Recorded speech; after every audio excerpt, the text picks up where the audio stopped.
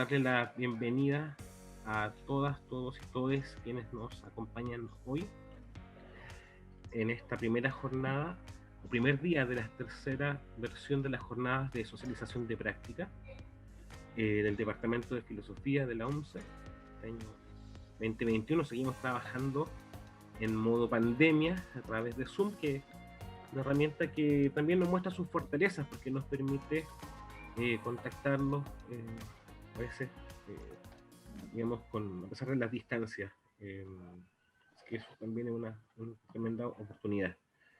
El día de hoy vamos a contar con la participación en primer lugar, digamos, con unas palabras de la directora subrogante, la actual directora del Departamento de Filosofía de la UNCE, la profesora Marcela Rivera. Luego de eso, una presentación de las profesoras Graciela Muñoz y Elizabeth Barrera, quienes se desempeñan, entre otras funciones, digamos, en la Coordinación General de Práctica, donde vamos a tener una presentación del modelo de práctica de la universidad, un modelo que hemos venido implementando y trabajando muy fuertemente en coherencia con el nuevo modelo educativo. Y luego de eso vamos a conocer los relatos y las experiencias de dos ahora colegas profesores, que son Michelle Silva y Duval Muñoz, quienes realizaron su práctica profesional el año 2020.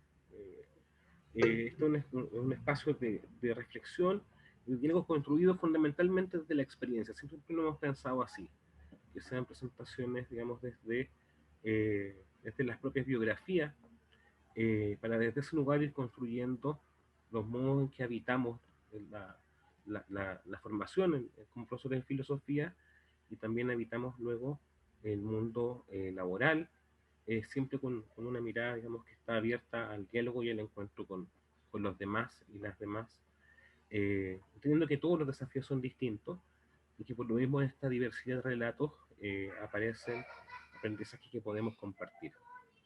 Eh, Agradecerle, digamos, también a las y los estudiantes que nos acompañan, a los profesores supervisores y tutores del departamento que desde este año trabajan con nosotros, la profesora Doris Gutiérrez y el profesor Alexis González, así como también el profesor Patricio Zócar, que trabaja en el minor de políticas de inclusión educativa, que ha sido un colaborador permanente también de esta instancia, que también se presentan hoy. Sin más que decir, dejo la palabra a la profesora Marcela a escuchar sus saludos y luego continuamos con el equipo de coordinación. Buenos saludos y agradecimientos para todas, todos quienes están hoy aquí acompañándonos en las jornadas de socialización de prácticas. Quisiera simplemente destacar algunas cosas. Creo que hoy no fue hoy, no sé, leí el relato con el que Luciano compartía en su Facebook, ¿no? La invitación a las jornadas de socialización. Pensé que una instancia como esta nos habla de las potencias, ¿no?, que se pueden desplegar en el espacio universitario, potencias imaginativas, afectivas, pensativas, generosas, digamos.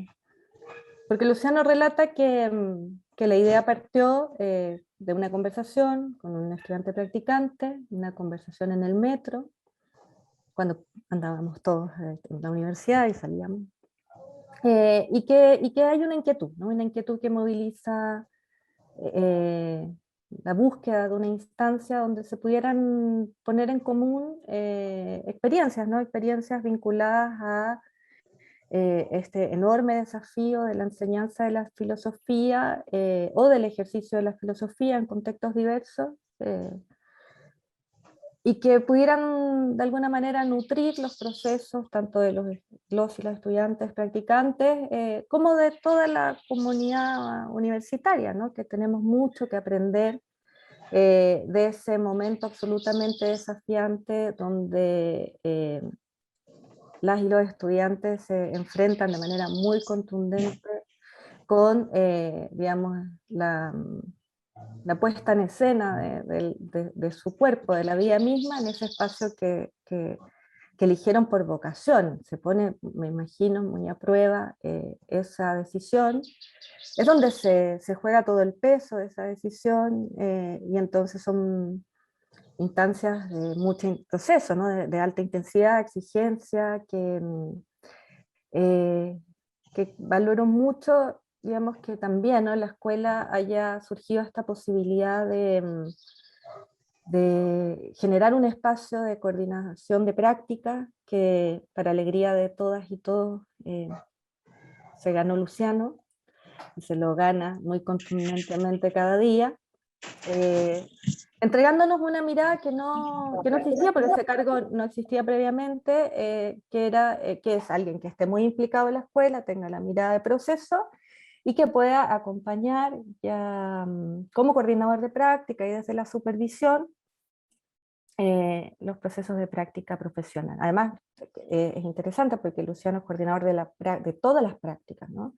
Entonces tiene la mirada de las prácticas de formación inicial, las prácticas intermedias, es docente de práctica 5 también, y la práctica profesional. Entonces, bueno, es un lujo tener a, a un profesor de oficio que con mucha generosidad nos permite acompañarlos en ese momento, acompañarlas en ese momento tan decisivo, ¿no?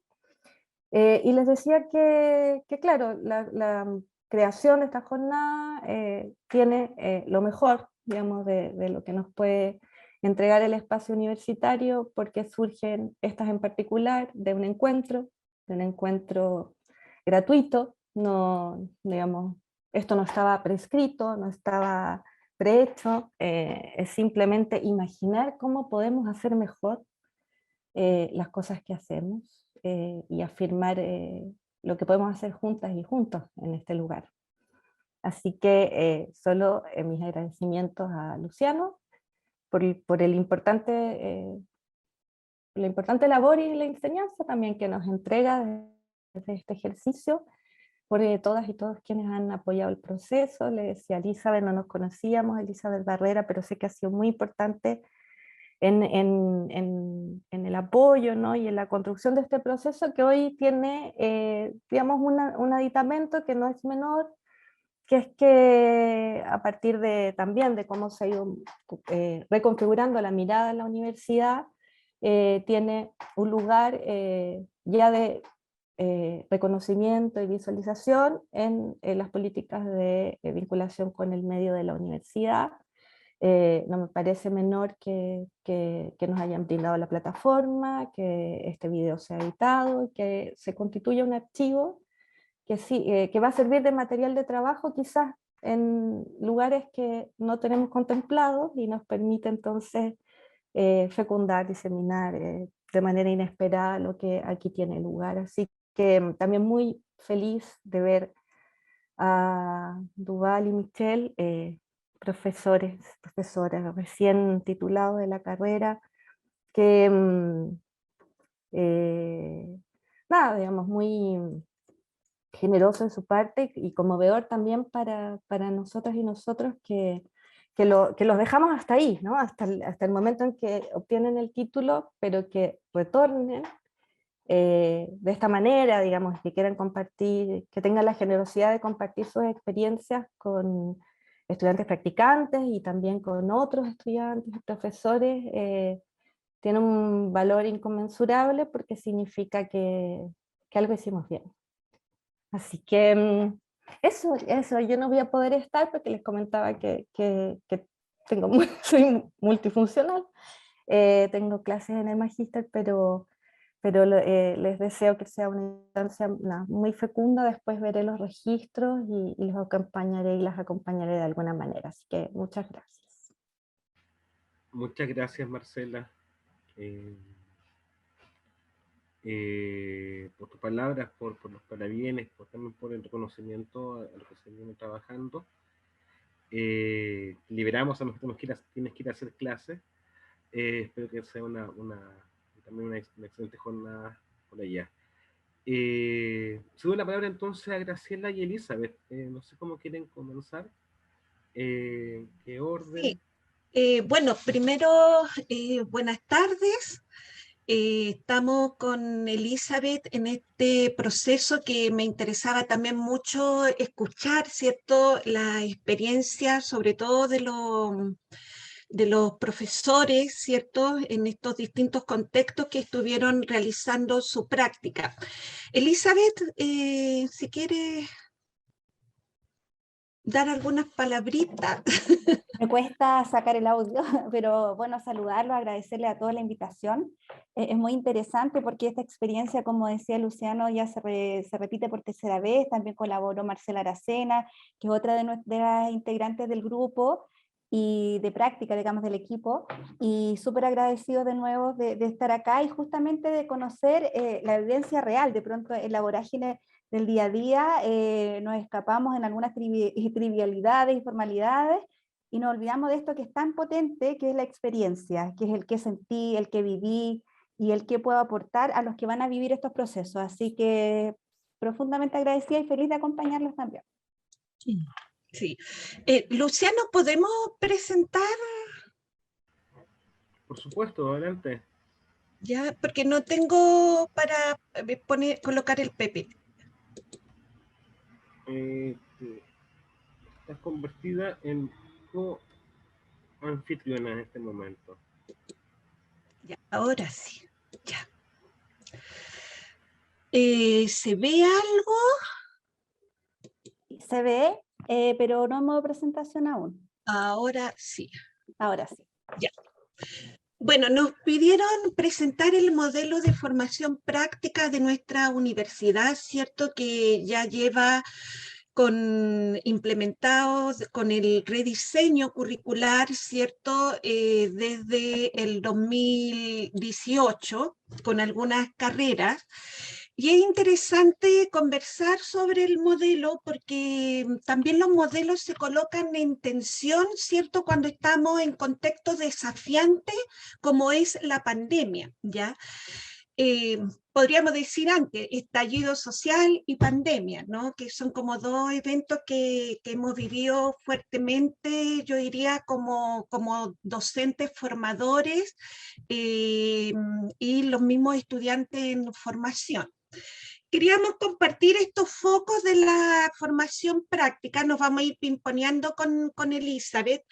Primero, ¿cierto? El modelo de formación práctica se basa en esta construcción de identidad, una identidad que se construye, ¿cierto? Desde una perspectiva individual, pero también en el colectivo, que está muy vinculado a las historias de vida. Algunos autores hablan de estas experiencias vicarias, ¿cierto? Que tuvimos en nuestra primera infancia y que en el fondo nos permiten, ¿cierto?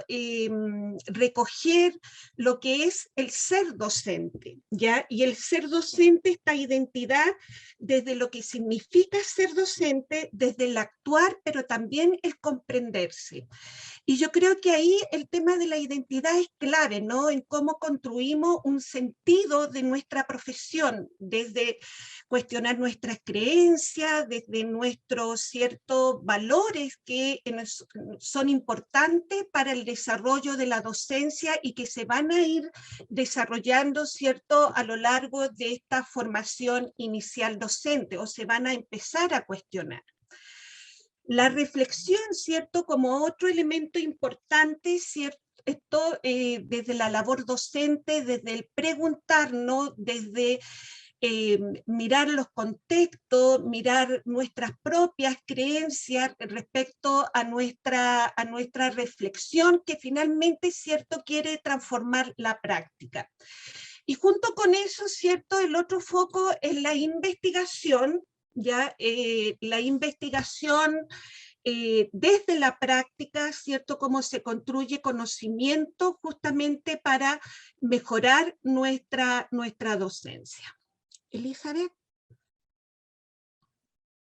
Sí, yo ahí solamente agregar que es muy importante reconocer y recordar que la identidad se construye siempre, no es un proceso que finaliza con la formación inicial docente. Nosotros cuando comenzamos a trabajar identidad, como decía muy bien Graciela, lo vinculamos desde nuestra primera infancia, la experiencia que hemos tenido en educación desde el rol de estudiante, ¿cierto? Cuando fuimos niños y niñas en el colegio, y vamos avanzando, vamos reflexionando, vamos cuestionando las creencias, las metodologías que hemos vivido, pero no termina esta identidad y esta reflexión dentro de cuando usted se egresa o cuando recibe su título, sino que más bien comienza un nuevo desafío, ¿cierto? Que es construir esta identidad ya ejerciendo y ya ser partícipe permanente de estas reflexiones, no solo individuales, sino que también colectivas. La idea es también, como decía Graciela, que tenga un sentido también comunitario, es decir, incorporar al equipo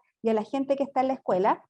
Y obviamente, como un gran aliado, siempre la investigación, que nos permite levantar problematizaciones, ¿cierto? Y también ir avanzando en respuestas a esta problemática y dar respuesta a lo que nosotros realmente vivimos, que sea en el fondo esta investigación sobre nuestra acción docente, más que nada.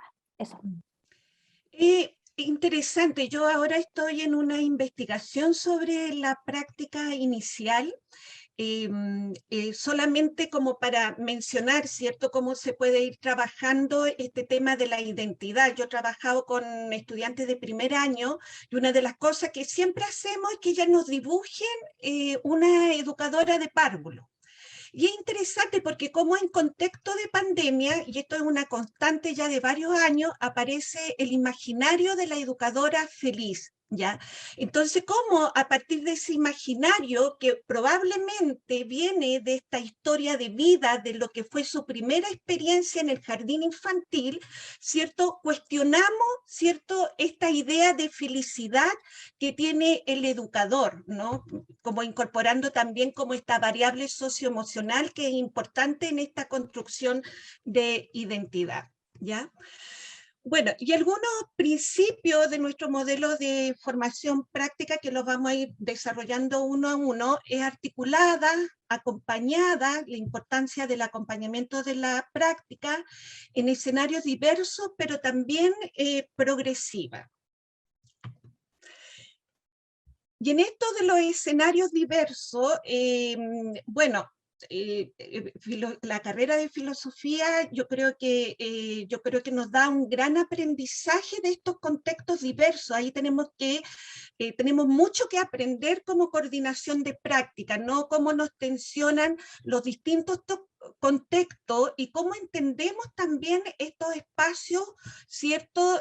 Como una posibilidad del ejercicio profesional, cómo nos tensiona el contexto, cómo nos tensiona también las culturas, ¿cierto? Las políticas también que están insertas en estos distintos contextos, ¿no? Que en el fondo tratamos de que abrir esta posibilidad de distintas de práctica, que en el fondo yo creo que también tiene que ver con la identidad del estudiante, finalmente es donde él va a querer ejercer, ¿cierto?, la docencia.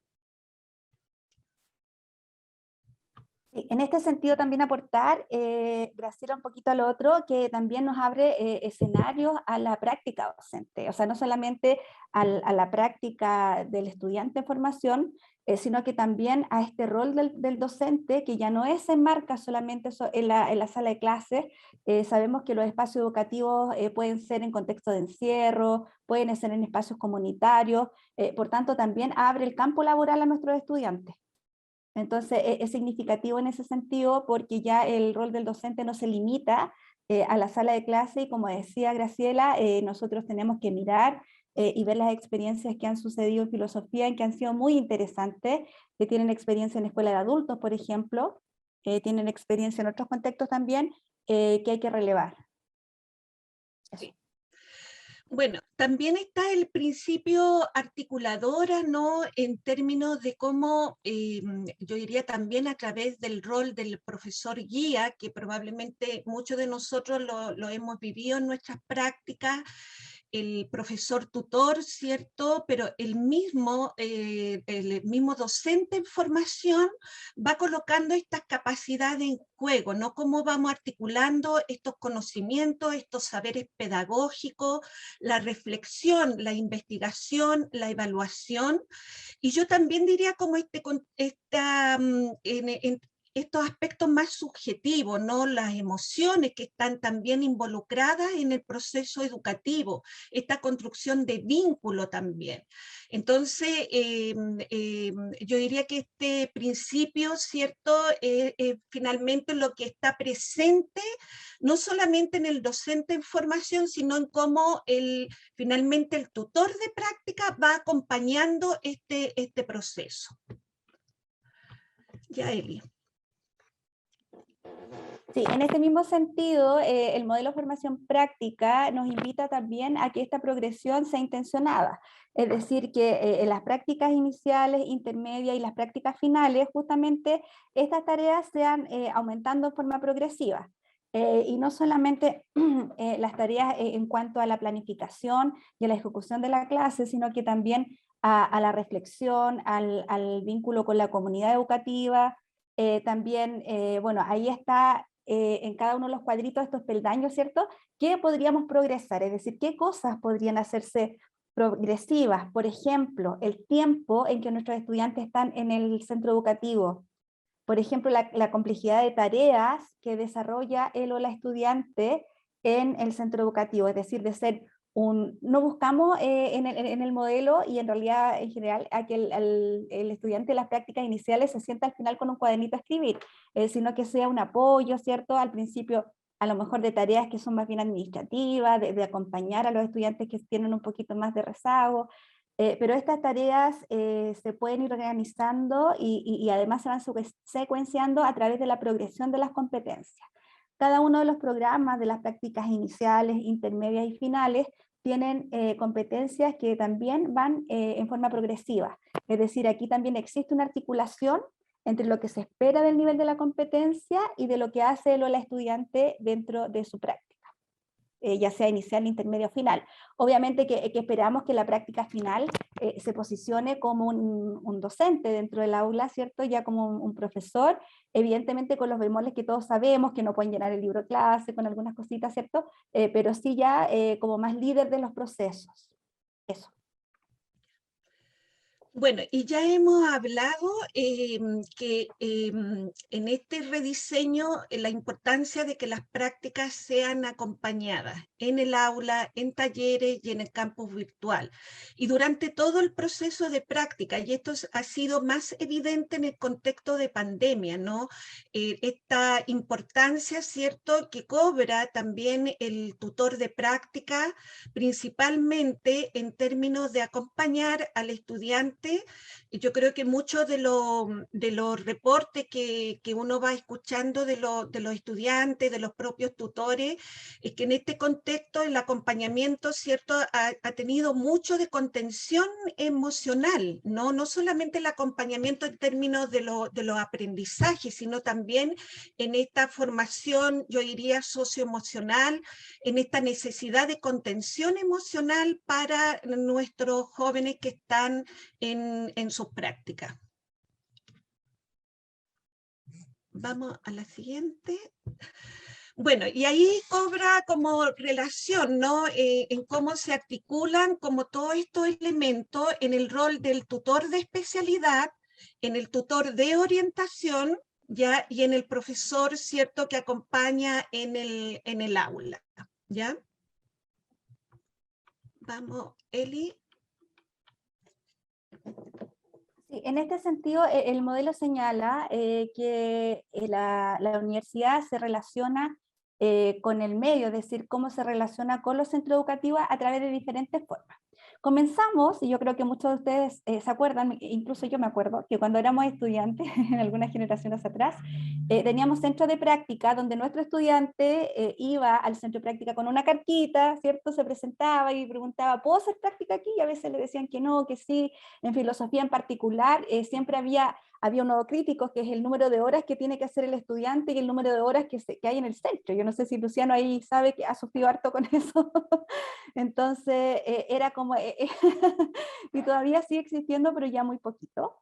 Ahora hay una gestión mucho más importante de las prácticas, hay un coordinador de prácticas, como decía la directora, ¿cierto? Que ustedes tienen la ventaja de que sea Luciano, que se coordina también con nuestra coordinación y que vamos con los orientadores, ¿cierto? Generando espacios de práctica, ya un poquito menos engorroso que antes, pero también hemos avanzado hacia la creación, ¿cierto?, de campus pedagógicos, y en este sentido ha sido súper relevante la experiencia que se ha tenido, que hasta el momento todavía estamos en proceso de instalación de estos campus, hemos tenido pilotos, sin embargo, ha pasado, como decía Graciela, en esta contextualización histórica, política, social, de los últimos semestres, ¿cierto? Avanzamos desde el estallido social a la pandemia, que llevan 2 años casi. Por lo tanto, estamos en el proceso de consolidación de estos campus, pero lo interesante de estos campus es que en este lugar, en este centro de práctica, ¿cierto? En la escuela, en el liceo, en el colegio también, no solo van estudiantes práctica de una carrera, sino que van estudiantes en práctica de varias carreras. Ellos conforman este campus pedagógicos y son acompañados 2 o 3 días en la semana por un tutor nexo. El tutor nexo es un profesor de la universidad que se instala con ellos y busca acompañarlos no solamente en el día a día, sino que también de ir conociendo algunas necesidades de los centros, generar algún proyectito que sea interesante y también generar espacio de conversación. Es decir, ustedes se juntan una vez a la semana, van conversando problemáticas relevantes y que son propias de la práctica, van conociendo otras especialidades, el vínculo que se genera, por ejemplo, entre filosofía, matemática, educación parvularia, educación física, es increíble porque son desconocidos entre sí a pesar de que hemos vivido 5 años en la universidad y somos una universidad pedagógica. Por lo tanto, van encontrando temas que son afines, van encontrando temas que antes no conocían y es muy interesante la dinámica que se produce ahí en los campos pedagógicos. Pero también tenemos nuestra comunidad virtual, que obviamente a partir del contexto de pandemia se ha potenciado muchísimo. El trabajo que se hizo el año pasado en la coordinación de práctica a cargo de Raquel Peñalosa y de Marcela Aracena es muy significativo. Ellas crearon una comunidad virtual en la cual todos nuestras estudiantes y nuestros estudiantes están incluidos en ellos a través de los e-portfolios. En este espacio no solo ellos tienen y actualizan su portafolio permanentemente, sino que hay temas también relevantes. En este campus virtual también se generan reuniones de debate, se generan reuniones, por ejemplo, en los llamados dilemas pedagógicos, donde a partir de un diagnóstico se identifican problemáticas o situaciones que a los estudiantes les gustaría abordar y se trabajan ahí.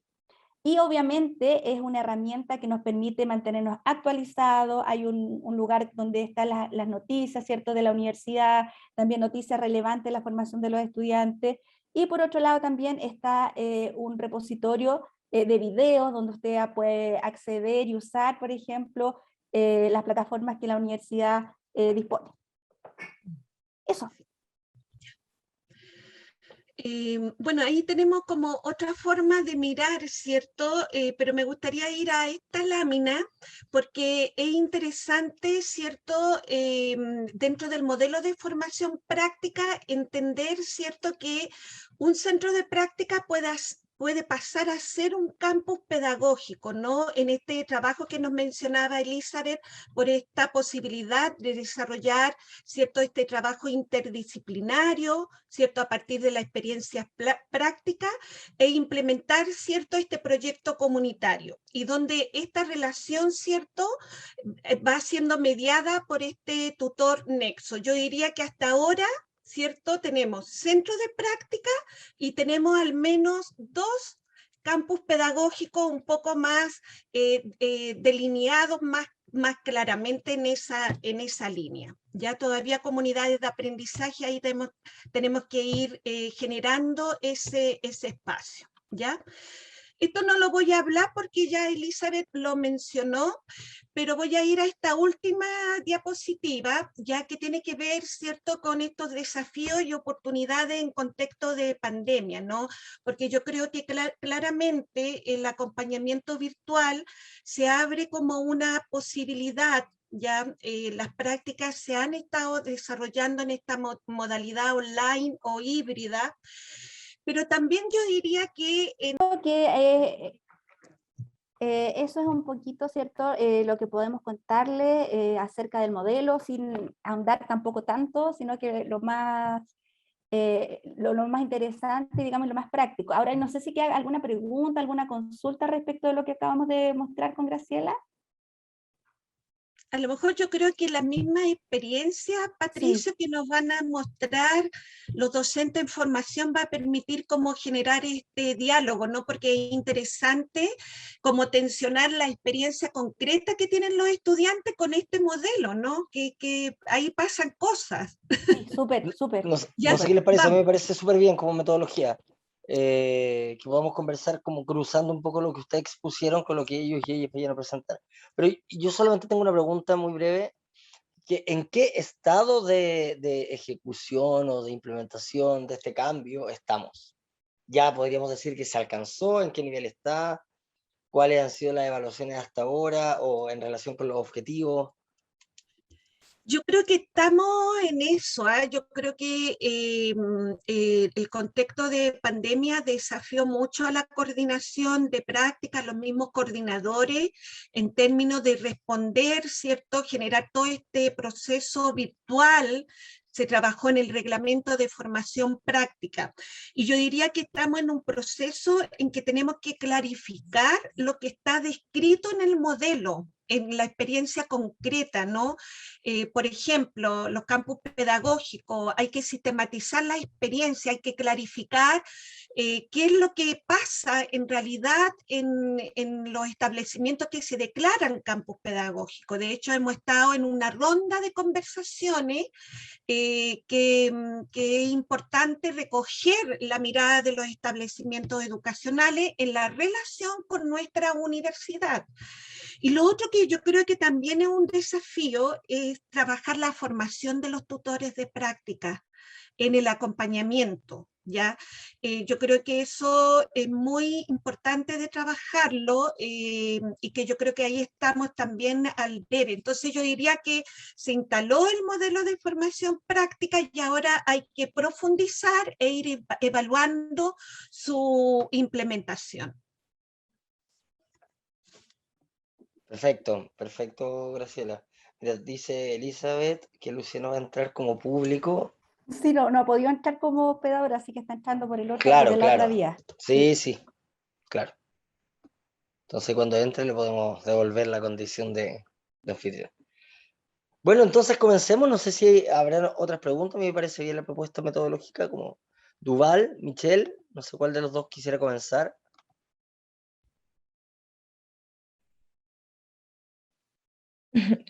Hola, no sé. Decían ustedes. Doval, tú, que quizás es como tu experiencia un poco más extrema que la mía. Ah, ya, sí, me da igual. Sí. Ya, perfecto. Bueno, saludos, buenas tardes. Gracias por la invitación. Eh, Primero que todo, como valorar la instancia en su momento cuando lo realizamos con Luciana anteriormente, compartiendo con otras experiencias también profesionales y docentes.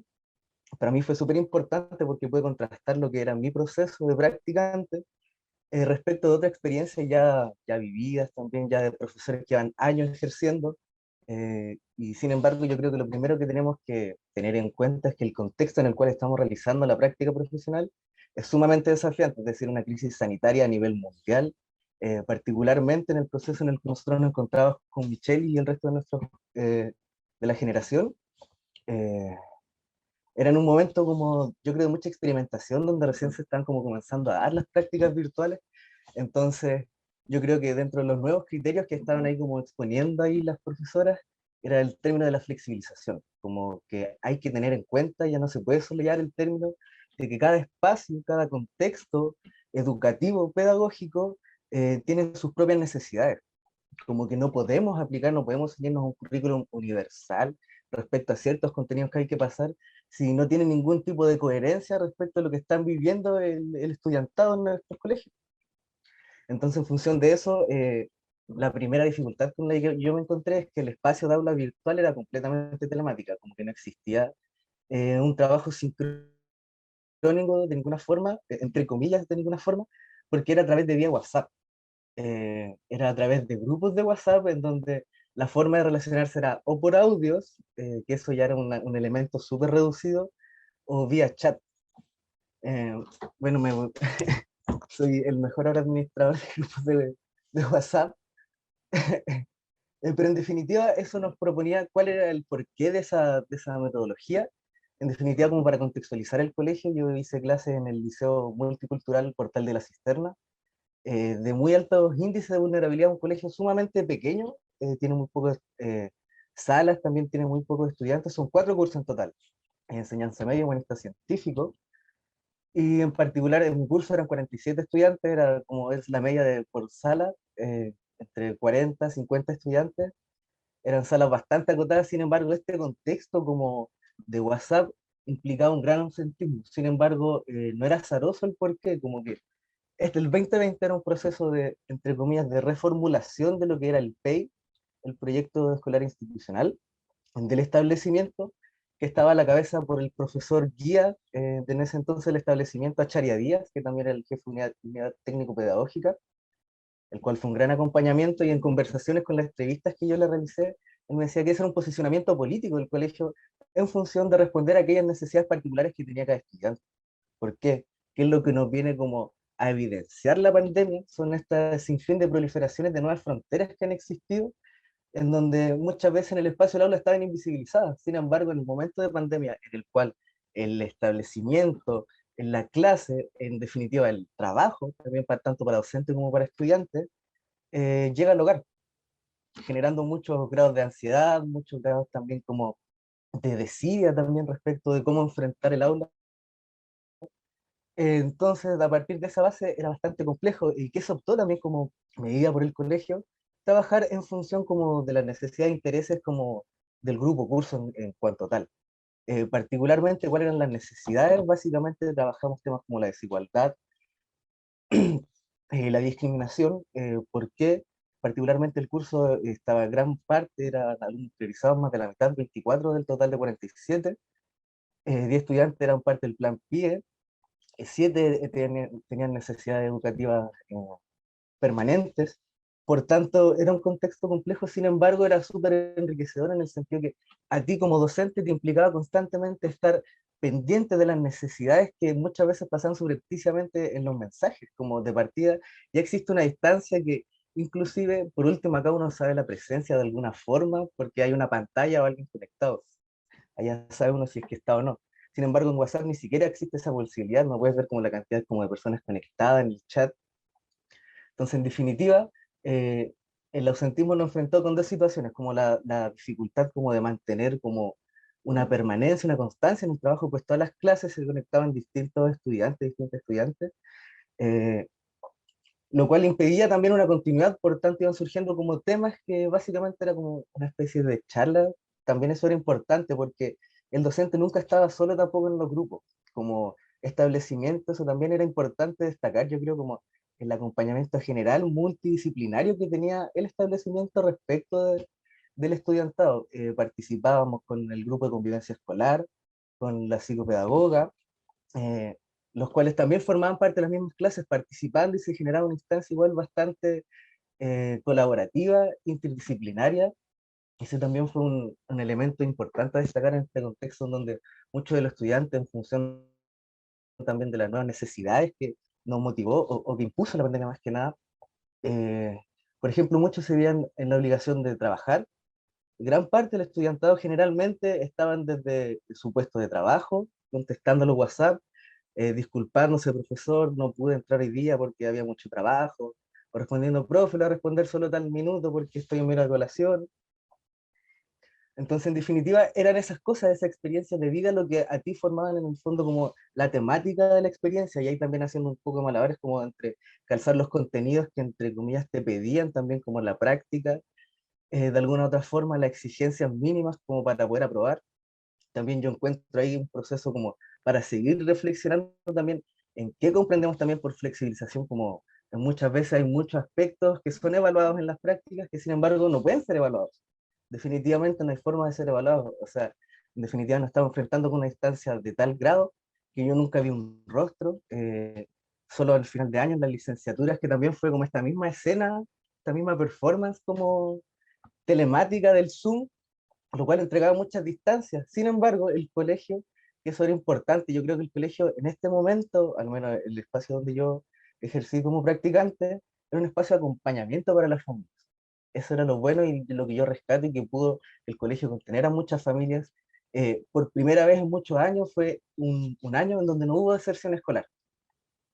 Un dato sumamente importante, el cual iba acompañamiento en esta nueva reestructuración y esta nueva figura de cómo comprendía el establecimiento al alumnado, ya no como un sujeto pasivo, al cual simplemente se les deben entregar conocimientos, sino que a partir como un posicionamiento político, pensarlo como un sujeto pensante, activo al interior de la sociedad. Por tanto, se empezaron a evaluar cosas quizás que, pensando como en esa flexibilización, esa mutación del aula y lo que hay que evaluar, muchas veces los profesores se vieron obligados quizás como evaluar como las opiniones políticas en las asambleas, profesores de historia se vieron interpelados por esa situación también, tal cosas que también posibilitaba la unidad técnico-pedagógica. Charia Díaz también, hay que decir, un elemento sumamente importante en el colegio. eh, Eso yo creo que en términos como de aprendizaje, hay que tener en cuenta que en este proceso de pandemia se visibilizan como nuevas precarizaciones y nuevas como prácticas que uno muchas veces como que pasa por alto porque ya ha normalizado. Muchas veces la desigualdad económica que produce al interior del aula genera propias fronteras al interior del aula, como no están en las mismas condiciones un estudiante, por ejemplo, que tenía las condiciones o acceso a internet, que tenía los medios para realizarlo, es decir, unas condiciones mínimas para poder acceder al conocimiento y a la socialización de este, mientras que tenía estudiantes que estaban como con el plan del apoderado, del tutor, el tutor, eh, como contando los minutos, así que enviando la cantidad de mensajes necesarios. Eh, Otro de los aprendizajes, y también yo creo que son como las interpelaciones que nos vienen a entregar, como dijeron también las presentadoras anteriores, es que hay que estar constantemente, yo creo que de acá en adelante, como pendientes del contexto, como situarlo, realizar una pedagogía situada en función de la experiencia y las necesidades como particulares de cada estudiante y de cada espacio educativo. Yo creo que es esencial de acá en adelante como para pensar nuestras prácticas pedagógicas, como que no podemos evitar hoy en día pensar las necesidades, ver la realidad de nuestros estudiantes, de nuestros estudiantes, de nuestros estudiantes. Eh, y eso, no sé si hay alguna pregunta respecto de aquello. En términos generales, yo realicé en cuarto medio, fue jefatura. En tercero medio hice filosofía, plan común y el electivo de estética. Ahí como para cumplir mi hora y estuve aproximadamente como 2 meses y tanto. En términos del colegio, pude ir en 2 instancias al colegio. Eh, en una instancia fue como, yo tuve que llevar la cartita como para poder decir, puedo hacer la práctica acá. Me tocó esa instancia. Me dijeron que sí, fueron sumamente amables en la recepción. eh, y después como a conocer como al cuerpo docente. Fui a unas reuniones y eso como que eran bastante colaborativos. Como que eso yo creo que es la gran consigna como que tenía el colegio, como formar y considerar a toda persona que conformase el espacio educativo. Aquí hablamos del asistente de la educación, del administrativo, tanto como los tutores, apoderadas de las personas, del estudiantado, es decir, entre comillas, se acompañaban mutuamente. Entendían como que el contexto de un alumno no es solo el alumno al cual estamos viendo, sino que toda su familia, todo su contexto socioafectivo, socioeconómico, el cual no se puede dejar de lado tampoco. Y hay que tener en cuenta, y eran cosas que se tenían en cuenta al momento como de planificar las clases. Eso era interesante, la interdisciplinariedad que había, que se cruzaba historia con filosofía. Hicimos como un gran trabajo evaluado donde incluía historia, filosofía, inglés, muchos ramos como también en apoyo también para aliviar la carga del estudiantado. Eso. No sé si hay Bueno, alguna duda, alguna sí, pregunta. muchas gracias, Tubal. No, un poquito como el impacto luego ahora que ya estás trabajando en un sistema, por decirlo así, más regular, cómo esos aprendizajes que obtuviste ahí se trasladan a este otro espacio, digamos, o, o- o cómo vives, digamos, esa diferencia. No, yo creo que fue sumamente importante porque, había dicho Michelle, fue un contexto igual súper extremo. Como que en este momento me dejó preparado para cualquier situación, la verdad, como enfrentar, porque el aprendizaje como de cualquier situación en algún momento está trazado como por ciertas condiciones, pues, históricas, económicas, culturales. Y particularmente en este contexto ya ha cambiado, por tanto también quizás puedo planificar mis clases en función de otros contenidos, de otras experiencias, porque en la realidad no son las mismas tampoco. Como tú dijiste, un contexto más regular donde las estudiantes tienen como mucho más adquisición quizás como de tecnologías básicas como para poder acceder a la educación. Por tanto, entre comillas, como el total del alcance es casi la totalidad del estudiantado, cosa que no se realizaba en el otro colegio.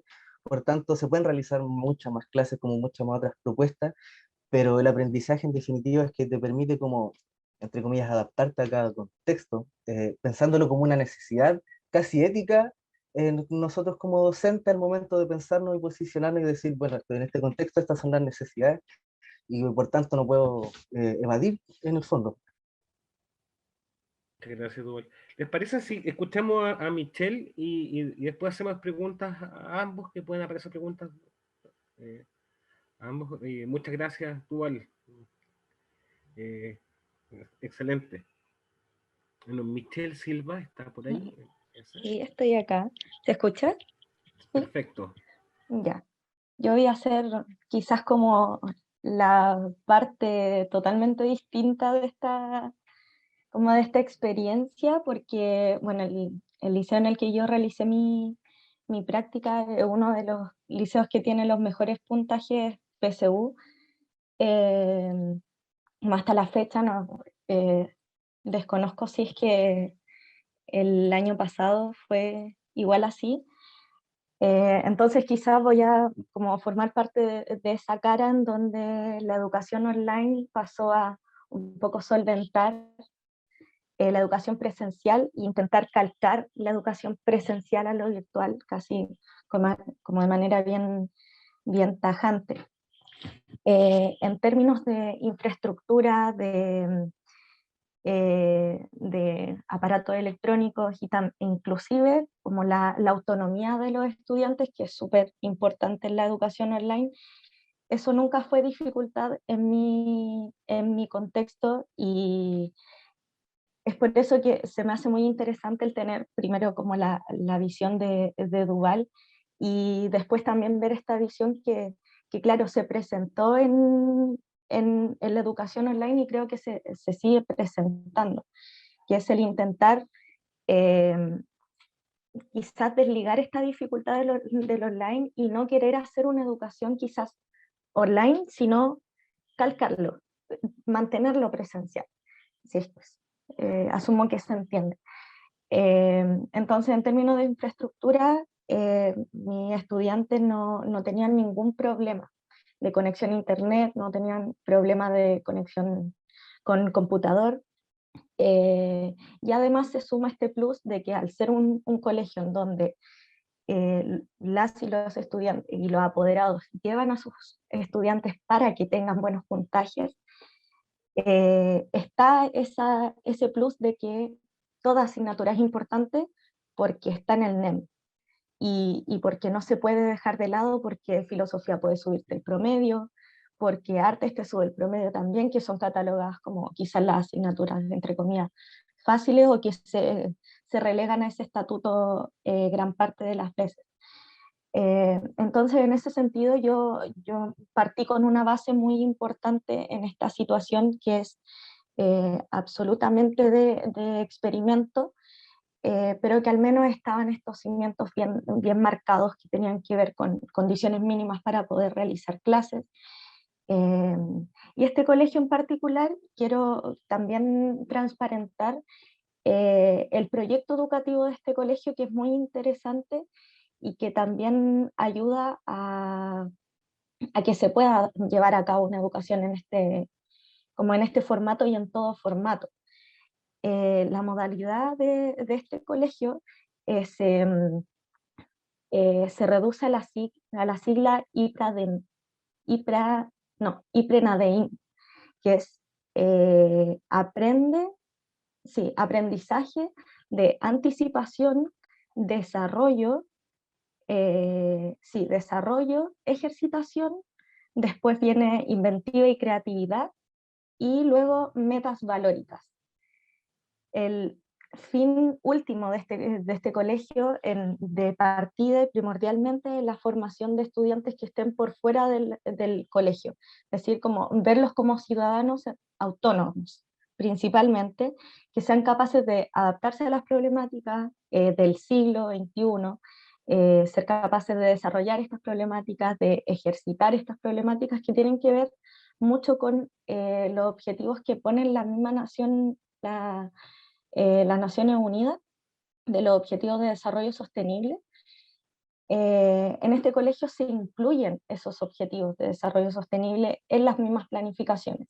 Entonces, esto amplía mucho el proyecto educativo porque lo amplía por fuera del colegio, y esto está muy instaurado y se puede ver en la misma experiencia de la y los estudiantes, en la misma disposición de la y los estudiantes, que los tienen muy presentes. Entonces, hablamos de un colegio que tiene una exigencia, por una parte tiene una exigencia de contenido, pero que también los mismos estudiantes te exigen esa exigencia como docente. Entonces esta modalidad educativa tiene la primera etapa que les decía, que tiene que ver con una anticipación del aprendizaje, que también me sirvió mucho como cimiento para hacer esta práctica, porque la anticipación es la anticipación del contenido a tratar en todas las clases, y ese contenido siempre, y desde antes de la pandemia, era dado por Drive. Entonces estaba ya instaurada esta modalidad, incluso híbrida, que tiene que ver con una anticipación de que los estudiantes sean estudiantes que lleguen a la sala con la información, en toda esta lógica de que el estudiante no es un ser vacío de contenido que uno tiene que llenar de contenido, sino que el contenido está previo en el estudiante y debiese llegar al aula para poder problematizarlo, debatirlo, etcétera, y que el docente quede como una especie de un interlocutor como regulador de este debate. Eso como en términos de la modalidad como en su idealidad. Una segunda etapa, y quiero igual como enfatizar las etapas porque tuvieron mucho que ver con mi práctica, porque mi práctica se desarrolló en base a esto. La segunda etapa, bueno, el desarrollo de este aprendizaje en el aula, que tiene que ver con ese debate. La tercera etapa, que tiene que ver con ejercitación, y se suma como esta inventiva, esta creatividad a través de estos contenidos. ¿Qué hicimos nosotros en práctica? Bueno, de partida mi ingreso a práctica no tuvo esta noción progresiva que al inicio se hablaba, porque bueno, nos contactamos un día, recuerdo que fue un día miércoles con el profesor Eduardo Volados, le mandé el correo y me dijo, bueno, el viernes la primera clase estamos viendo ontología, prepárate una clase, ontología, ética y moral, y no recuerdo cuál era el tercer, no, solo esos tres conceptos. Me dijo, prepárate una clase pensando en preguntas ontológicas, preguntas éticas y preguntas morales, y ahí te metes a la clase. Yo, bueno, entonces de partida no existió como esa modalidad media progresiva que sí se espera en una práctica que tiene que ver con la observación de este contexto, ver cuáles son las dificultades del contexto. No, fue como un arrojamiento a la práctica. No fue terrible porque, claro, tenía estos fundamentos que les decía anteriormente, pero sí fue como un poco quizás abrupto, pero es una de las dificultades que, bueno, cada uno ha pasado en sus prácticas y que quizás es incluso necesario pasar. Y la práctica en general la desarrollamos en base a un taller. El taller tenía esto que les comentaba anteriormente, de que los estudiantes tenían que venir con esta información, con estas preguntas, desde antes para ir desarrollando el taller. Y creo que si es que a mí se me preguntara cuál fue mi principal dificultad en la práctica, es precisamente que a la experimentación que tiene que ver, que ya tenemos todos como desde el inicio en pandemia, se le suma la experimentación del no poder planificar o no poder planificarlo todo, porque las clases son talleres y las clases no están dadas por el profesor, sino que las clases se van desarrollando en base meramente a las preguntas de los estudiantes.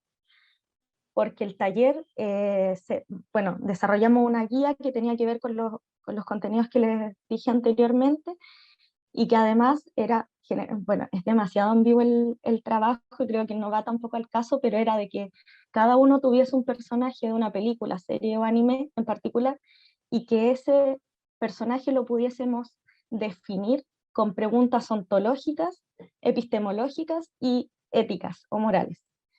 Y después todo un tema con teoría como psicología del color, etc. Hicimos como una especie de amalgama gigante para poder tener todos los contenidos en esa guía y ya después irlos desarrollando como en el semestre como taller.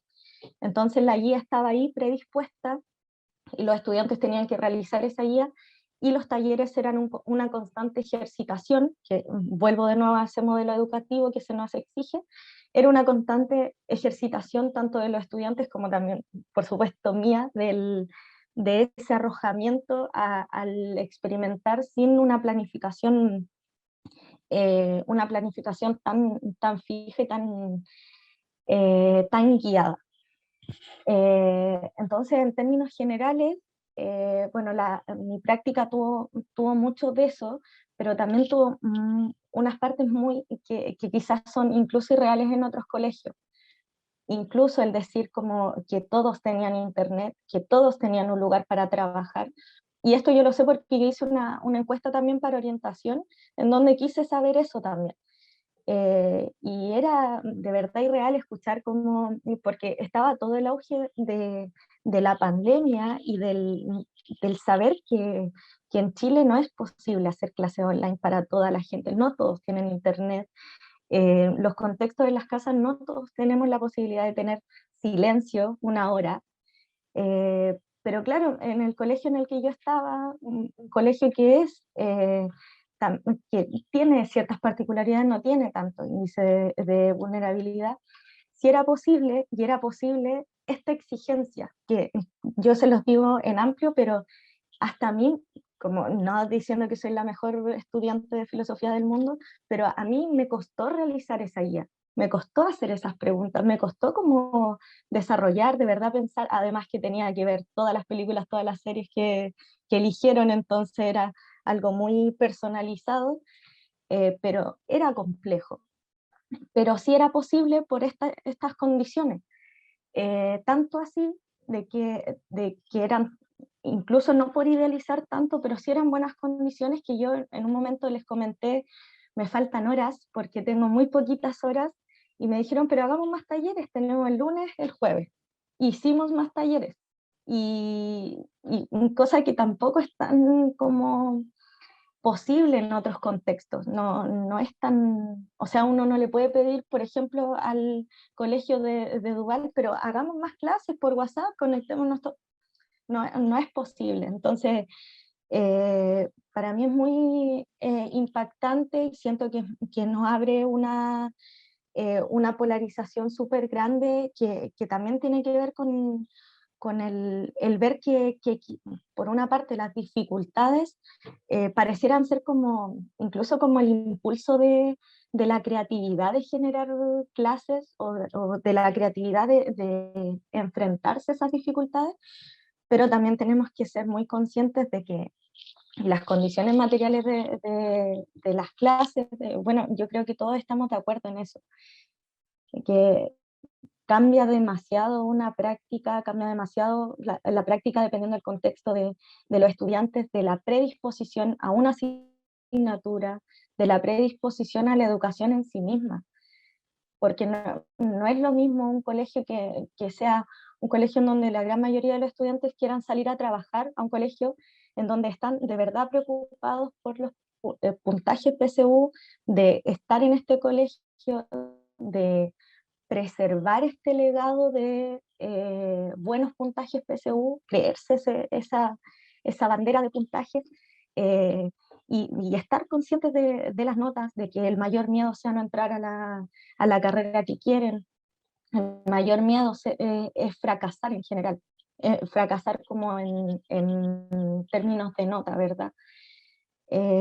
Quizás también esa también fue una dificultad bien grande, como quizás quitarle ese miedo al error, el miedo a que era algo difícil y que era algo a lo que uno tenía que atreverse a preguntar por algo, como que hicimos esa guía también, de que sea realizar preguntas y no tanta respuesta, también como pie forzado para llevarlo a ese lugar. Entonces, bueno, eso como en términos generales, en términos de mi contexto de práctica. Fue una práctica intensa porque también, como les cuento, de que había una valoración predominante en la nota, yo recibía correos preguntándome cosas todos los días, y todos los días con adelanté tal parte, ¿me puede revisar al tiro? Y así, constantemente, y los últimos días que ya era como la entrega, era aún peor. Entonces sí estaba muy presente, y yo incluso sentí que en algunos momentos, si se hubiese dado en la clase como presencial, no lo sé, y no, a no ser de que trabaje en ese colegio no lo voy a saber, quizá fue mucha mayor la participación de manera online que presencial, porque estaba el pie forzado de que ellos son los que realizan el taller. Si ellos no preguntan, el taller se acaba. Y era así de simple, porque nosotros no teníamos como contenido, eh, no teníamos un Power para mostrarles, porque eso estaba en el Drive y eso es su metodología de trabajo. Entonces, bueno, eso en términos generales de mi práctica. Creo que hay una brecha gigante en las dos experiencias, y que bueno que sea posible contrastarla. Yo creo que aquí los estudiantes que están haciendo práctica deben tener sus propios conflictos, sus propias dificultades. Sería interesante como seguir abordando eso, y como seguir de verdad dialogando sobre como estas diferencias tan significativas, para poder pensar en la educación en esta modalidad y en todas las modalidades posibles que puedan surgir. Y que eso.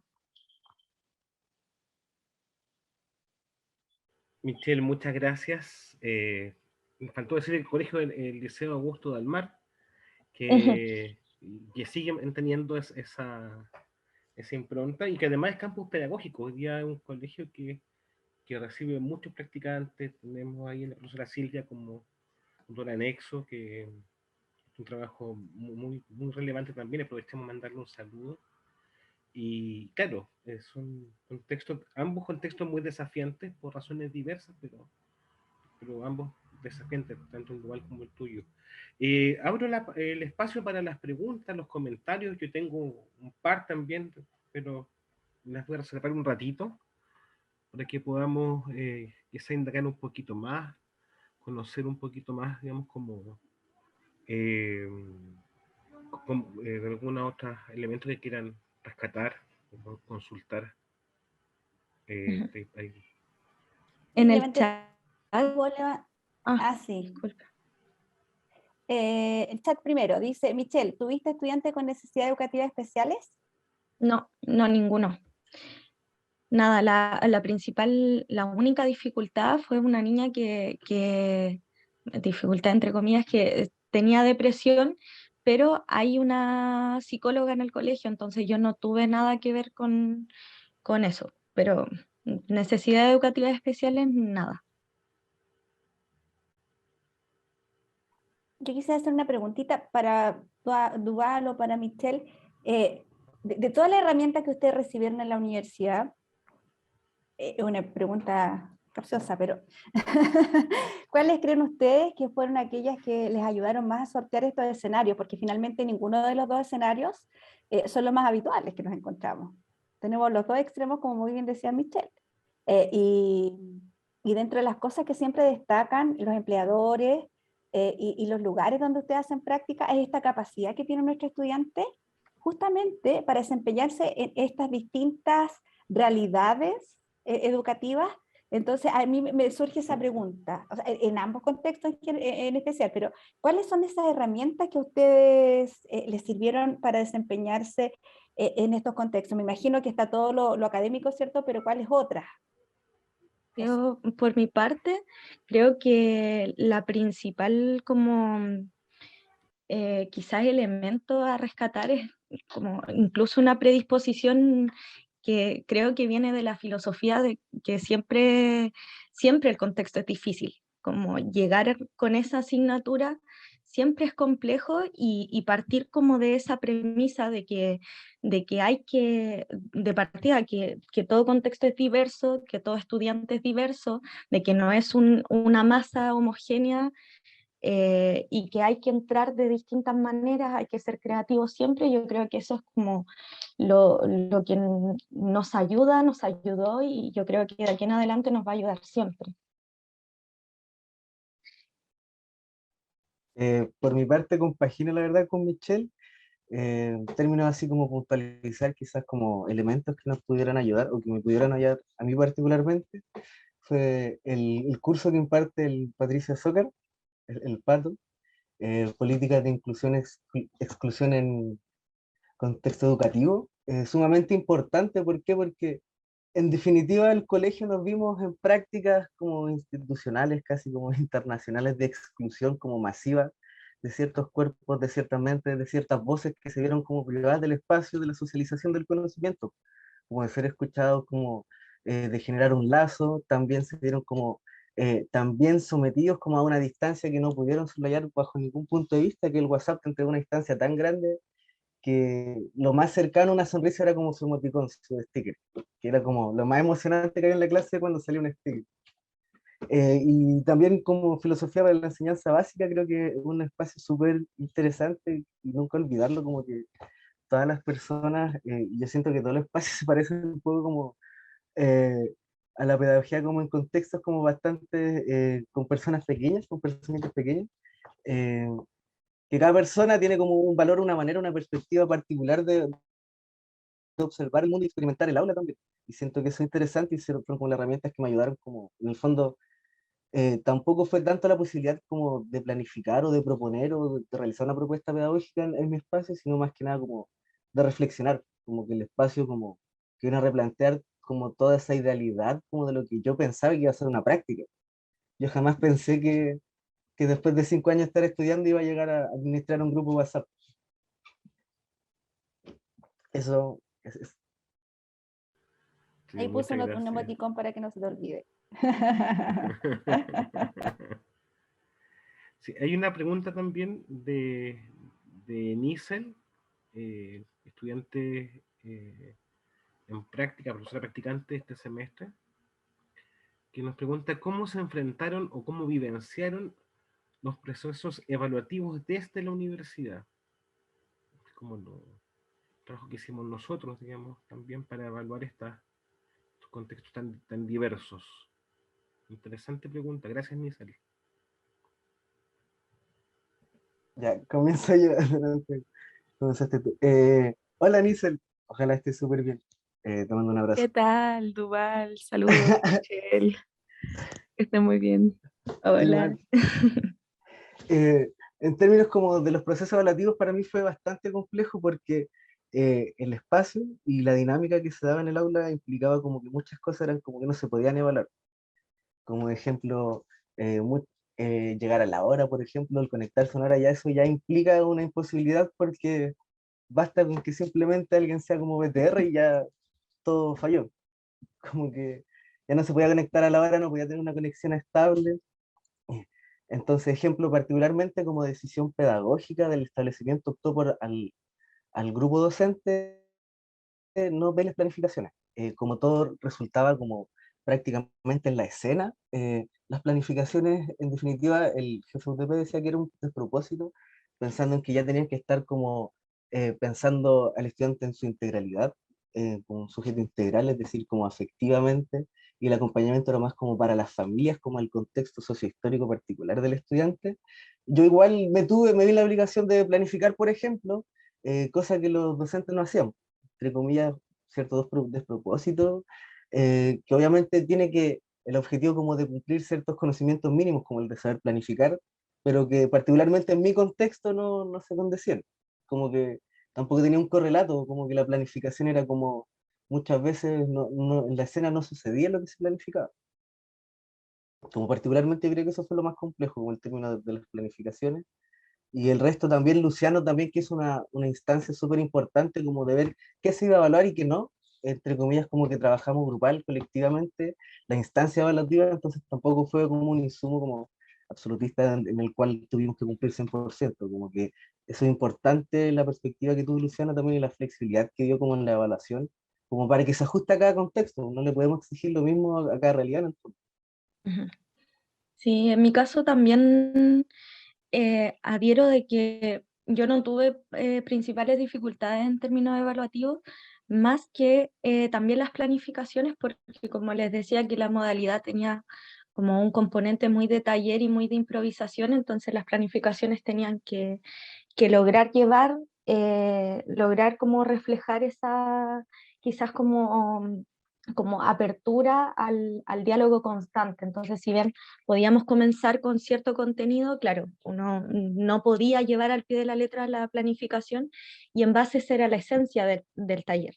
Entonces, como quizá esa dicotomía era difícil si es que no se estaba tan consciente del proceso de taller. O sea, afortunadamente el profesor Allende siempre está involucrado en los procesos particulares, entonces sí estaba siempre al tanto de cómo eran nuestras prácticas. Entonces, quizás esa puede llegar a ser como una dificultad, pero no significó un problema negativo para la evaluación. Pero más allá de eso, no, al menos por mi parte no. Sí, yo quisiera agregar algo sobre eso. Yo creo que es súper importante que los instrumentos de evaluación que hemos diseñado, tanto para la especialidad como los que hemos ido construyendo también, a veces colaborativamente, en algunas instancias con los equipos de, de orientación, sean instrumentos capaces de mostrar las fortalezas y oportunidades de mejoras que tienen aquellos espacios en los que nuestros estudiantes se desempeñan y que no sean camisas de fuerza, sino que sean como herramientas de demostración, sean una vitrina para mostrar. De ahí muchas veces, sobre todo en el contexto de pandemia, uno tiene que entender que, por ejemplo, hay ciertos indicadores que no son aplicables o que es necesario interpretar en determinado contexto. Porque si no, operan como camisas de fuerza o como elementos de coacción. Yo creo que ahí el espacio de diálogo compartido, donde dijimos, bueno, en este contexto está pasando esto, vemos que tales indicadores no son viables en este momento, o esto otro hay que entenderlo de determinada manera. Y llegando a ese acuerdo advertíamos que sí, que podíamos evaluar o que no podíamos evaluar en función de cada una de estas realidades diversas. Eh, entonces, esa decisión respecto a la evaluación, que es súper importante, es el resultado de un proceso colaborativo donde, claro, yo estoy al tanto de lo que me muestran, de las entrevistas que tengo con los profesores guías, que tengo con ustedes, eh, pero sobre todo de la reflexión conjunta, para decir, ya, esto es lo que vamos a considerar y esto es lo que no. Entonces, bueno, yo creo que ese es un ejercicio importante, como traspasarlo, entender la evaluación de un modo formativo, aunque después se expresa en calificación, pero una formación que tampoco, porque podría ser formativa y de todos modos es estandarizante, que sea formativo, pero además resultado de un proceso de reflexión y de flexibilización de los criterios. ¿Sí? Y creo que esa es la cuestión clave que habría que cuidar y salvaguardar siempre. Hay dos preguntas más que me parece interesante. Una de la profesora Lanis y otra de Michelle. ¿Hubo algún desafío particular durante una clase que sea útil para nuestras experiencias en aula? Saludos de Lanis. Qué interesante eso, ¿ya? algo que les haya costado manejar, me parece, ¿no? Así como en algún momento. Sí, Hola, hola. sí, mi pregunta iba orientada hacia eso, algo como que dijeron, oh, tengo que improvisar. Aquí, ¿qué puedo hacer? Tengo 2 segundos para tomar una decisión. ¿Qué es lo mejor que puedo hacer para que todos y todes puedan abordar lo que está sucediendo de la mejor manera y sigamos con la clase? A eso me refería. Pero así como conflictivo, porque en general, o sea, como les contaba, para mí todo fue improvisación, como las preguntas eran como que tenían que ver con un personaje, pero que había que hablar de en general, entonces dentro de esa improvisación constante yo no tuve ningún momento como que quizás no pude controlar o que se salió, porque todo era muy, como de verdad muy institucional, muy en el marco de la clase, entonces al menos por mi parte tendría que pensarlo más, quizás en orientación se dieron como más situaciones como de debate en donde hubieron quizás como unos más conflictos.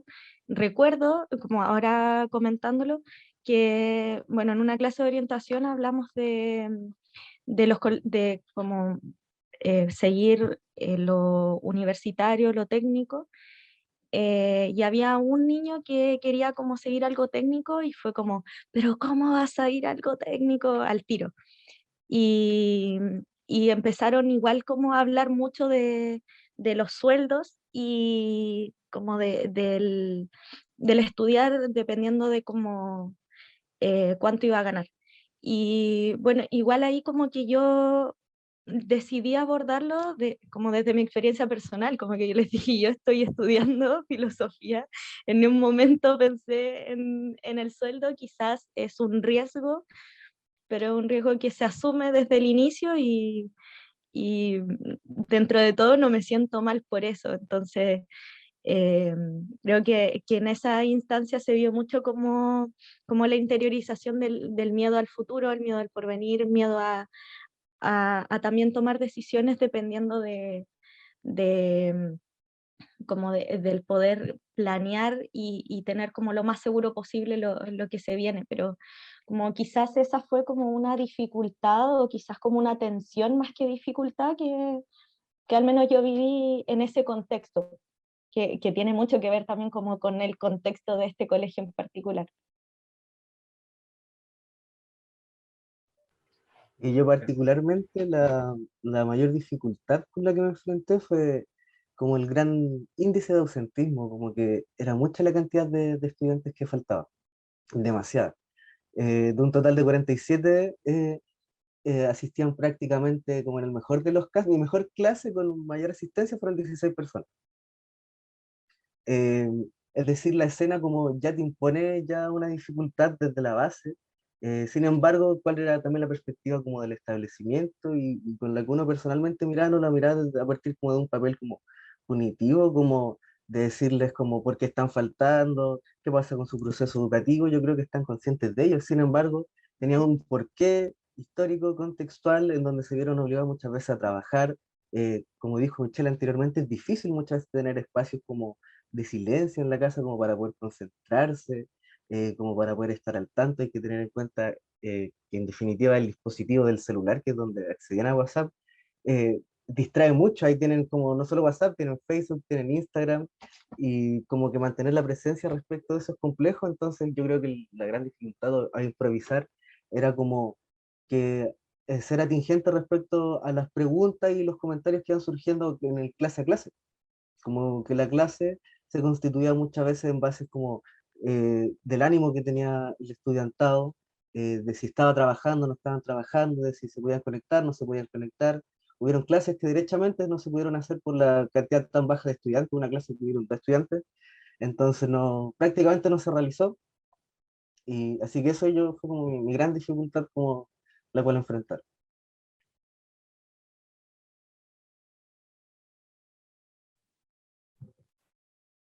Mitchell tenía también una pregunta para ti, Duval, en el chat.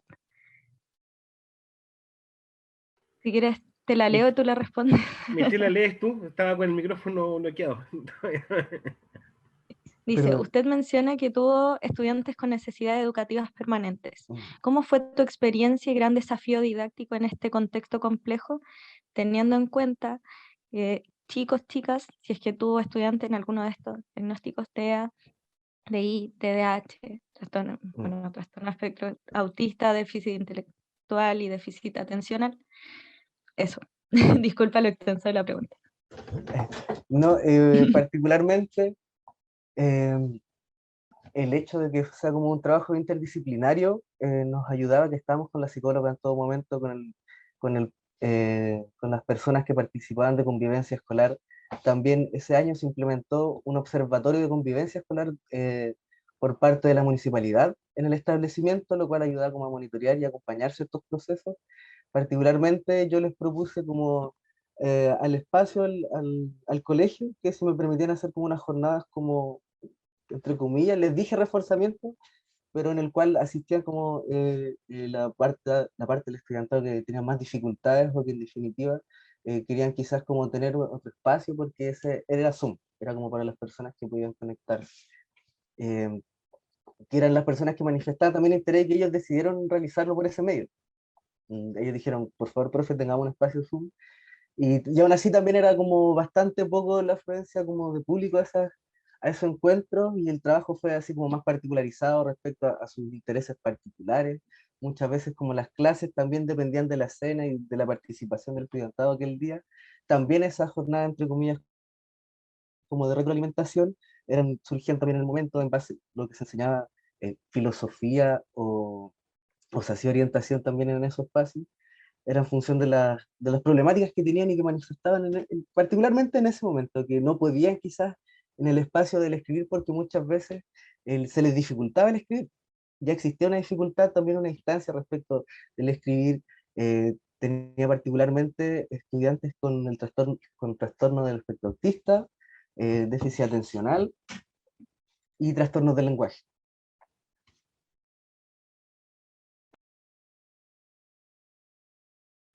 Sí, gracias, qué difícil, qué difícil. Pero bueno, lo importante también es como asumir, por decirlo así, esos desafíos que ahí aparecen. Porque hay algo, y por qué quise yo como mostrar estas dos experiencias tan diversas como la de Michelle y la de Duval, es porque aparecen siempre una cuestión clave y tiene que ver con las expectativas que como docentes nos forjamos respecto a nuestros estudiantes. En el contexto del Liceo Augusto del Mar, por supuesto, las expectativas tienen que ver con lo académico, y la tarea tiene que ver con abrir justamente esa expectativa un cierto más allá, que ese ámbito a lo mejor no lo permite, ¿no?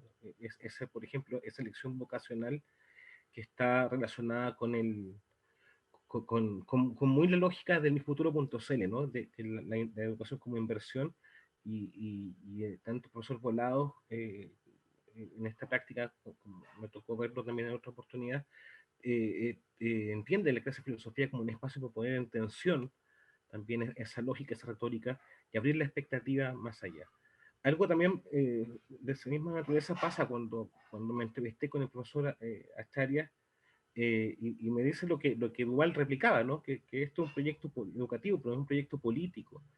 Eh, y nuestra extensión más allá del colegio no tiene que ver con la UNESCO, tiene que ver con la transformación social, con otros elementos que tienen que ver con otras nociones, con la noción de clase, por ejemplo, así, el concepto liberal de ciudadano no cabe aquí cuando pensamos en nuestros estudiantes como sujetos políticos y nosotros como profesores como sujetos políticos, aparecen otras nociones.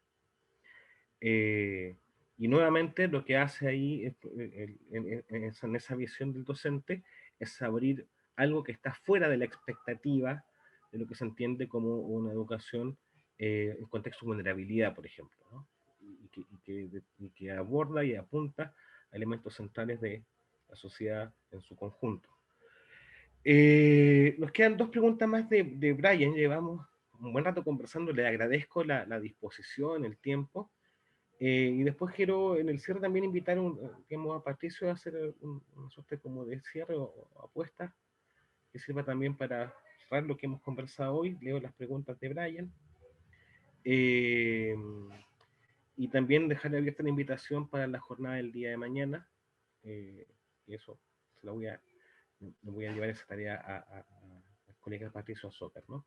Brian pregunta, ha mandado, bueno, dos preguntas. La primera dice lo siguiente, ¿no? ¿Cómo se enfrenta el desapego con los estudiantes? Digo, es necesario intentar generar un ambiente de confianza al menos para hablar en la clase. Me pasa que están muy desinteresadas en el colegio y me genera una cierta angustia no poder propiciar el espacio. Lo he intentado con muchas técnicas, con ayuda constante también de mi profesor guía. Y de poco lo he logrado, creo, pero se ha hecho muy difícil. Entonces, este elemento clave, por decirlo así, como de la construcción de vínculos, del vínculo común, está en juego ahí como la confianza, como primera cosa. Y luego hay una segunda pregunta, dice: mi punto, esa angustia es algo con lo que se aprende a vivir, igual estoy acostumbrado a vivir con angustia. Recojamos primero la primera pregunta, y la segunda es más íntima, así que podemos hacerla sin que quede grabado, ¿te parece? abro, abro el espacio también para que puedan comentar, quizás, cómo lo vivieron ustedes, Duval, Michelle, esa construcción de vínculos. Yo, bueno, yo utilicé la ventaja del poder verles por cámara, al menos en orientación, y eso que se genera muy bonito en los colegios, encuentro, que es que sobre todo en esa etapa escolar uno demuestra su identidad de diversas formas, como, no sé, chapita o como parches que uno los ve en el colegio.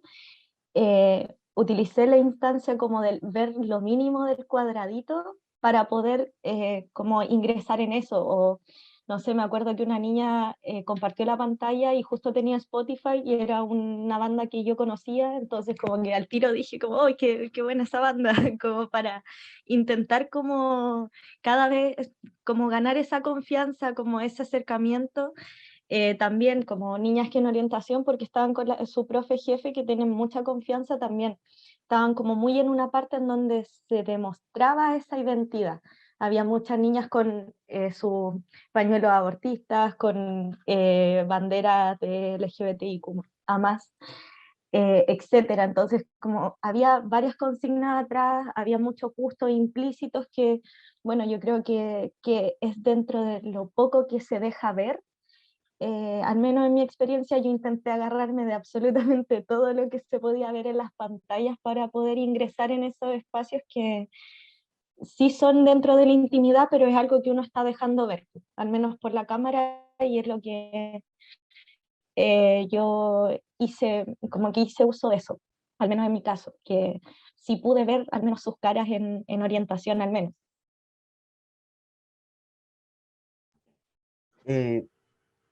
Particularmente en mi caso igual como que comencé igual como con una cierta renuncia respecto como hasta cosas tan pequeñas como la gestualidad, como lenguaje metalingüístico, como ya pues, comenzamos con una distancia en la cual no sabía si se estaban riendo, si estaban molestos, si estaban tristes, si tenían algún problema, ya no, era al- era como un mensaje simplemente como dentro de una pantalla, entonces como eh, ya yo creo que hay que aprender a ir con esa angustia en ese contexto. Respondiendo a la segunda pregunta, em, pero igual ahí uno genera lazos y como, entre comillas, apegos de otras formas, porque también son experiencias comunes que estamos como habitando todo dentro del contexto de pandemia, como de la precariedad, de enfrentar situaciones como de respecto como cuáles serán las dificultades que tendrá mi compañero. Las clases también se orientaban respecto a eso, y mi única forma de conocerles como que era específicamente trabajar aquella angustia que significa este proceso. eh, Como conversar muchas veces también el aprendizaje filosófico que podía existir era en función como de la angustia, de la ansiedad, de cómo trabajar estos procesos, saber que tampoco eran de la nada, tampoco eran personas enfermas, como que tenían un porqué, que eran un contexto histórico, económico y particularmente todas las precariedades y violencias que han sufrido. Pero fue como bastante reducida como la conexión que pude tener, solo les vi en una instancia que era como la titulación que realizaron, no, en dos instancias, una titulación que realizaron y una obra de teatro que fui a ver online que ellos realizaron. ¿Puedo decir algo muy cortito, Luciano? Por Es supuesto. que yo creo que el tema del vínculo, de generar un ambiente de confianza, es clave en el proceso pedagógico. Y desde ahí me trae mucho, hay un autor que trabajamos nosotros, que es Zabalza, que habla del tacto pedagógico del docente, esta capacidad de intuir ya las necesidades de nuestros estudiantes. Entonces, desde ahí yo creo que en el fondo este contexto de pandemia nos habla todavía con mayor fuerza de lo importante que es este trabajo del vínculo y de generar confianza. Hay que buscar estrategia.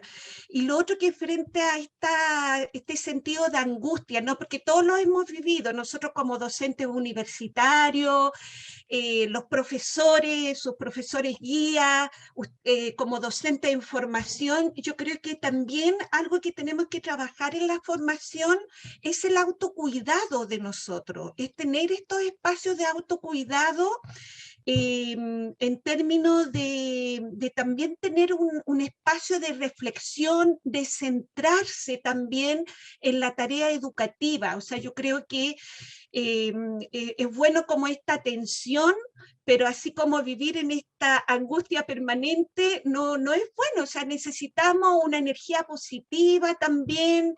Yo creo que la comunidad también, esta comunidad, ¿cierto? Que del diálogo, de conversar estas problemáticas, porque probablemente yo al conversarlo voy a encontrar, ¿cierto? Que no vivo yo solamente ese problema y podemos también ir encontrando soluciones en conjunto. Eso me quería así como aportar a esa pregunta. Hago formación socioemocional por si acaso. Oye, pero Me preguntan por aprovechando Zabalza en el mensaje, Graciela. Disculpe. Voy a buscar el texto y se lo...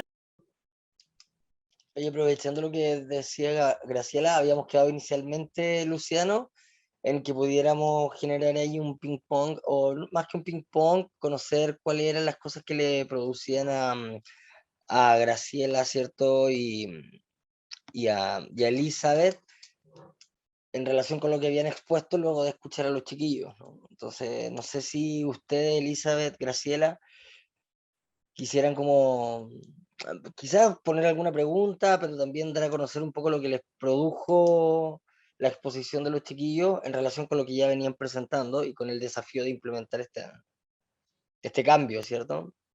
En el Sí. modelo de práctica.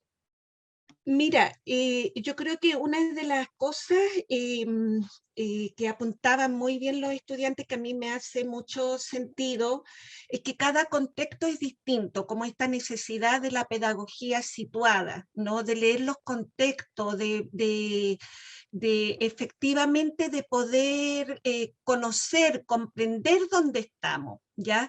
No solamente en términos de la cultura institucional, sino también, no sé, lo que pasa a nivel de política educativa, lo que pasa, cómo tensiona también el centro educativo, ¿cierto? Las situaciones que se viven en la comunidad.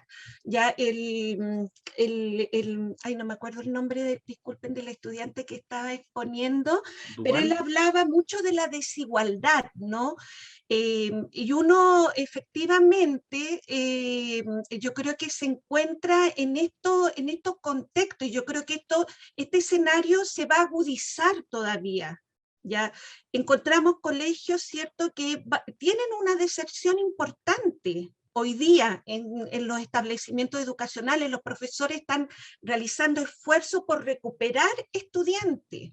¿Ya? Y eso también nos tensiona, ¿cierto?, a replantearnos las prácticas, qué requerimos, cómo hacemos un aporte también a las necesidades, a los problemas también que estamos viviendo como país.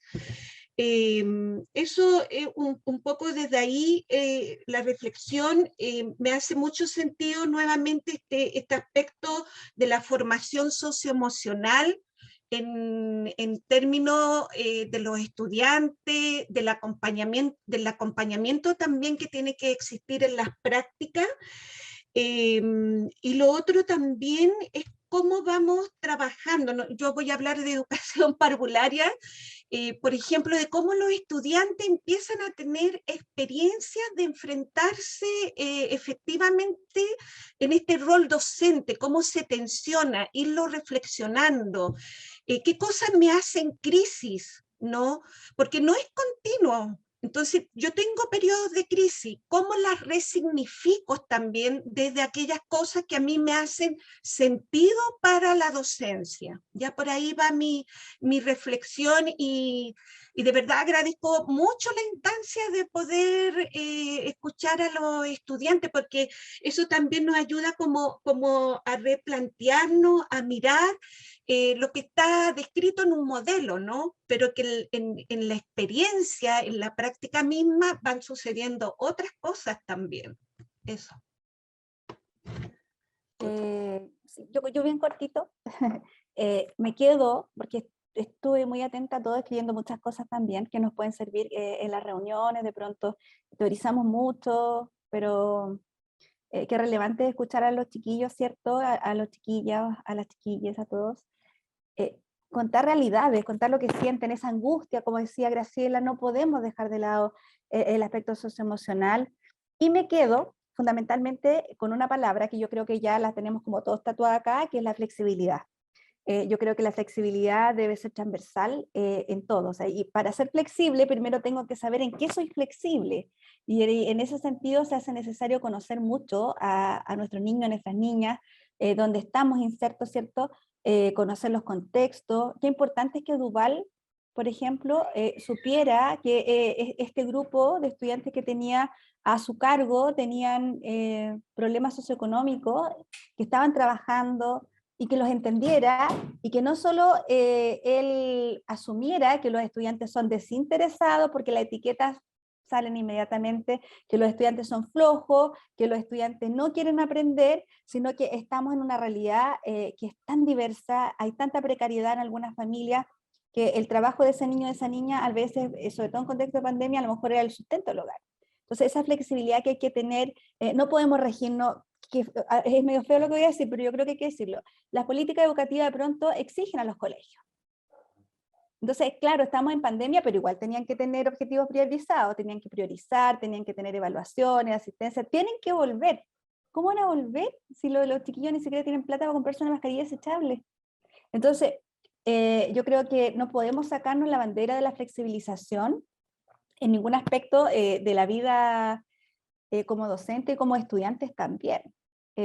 Graciela señalaba que también esto ha sido conflictivo para nosotros. A mí me conflictúa hacer clase con todas las cámaras apagadas. De hecho, yo llegué al extremo de pedirle a mi estudiante que por favor pusieran una foto, porque de verdad es complejo. Pero también uno entiende lo que ustedes decían. Yo tengo estudiantes que están trabajando, que están en una caja, tengo estudiantes que están a cargo de sus hermanos chicos porque les sale a trabajar la familia, digamos.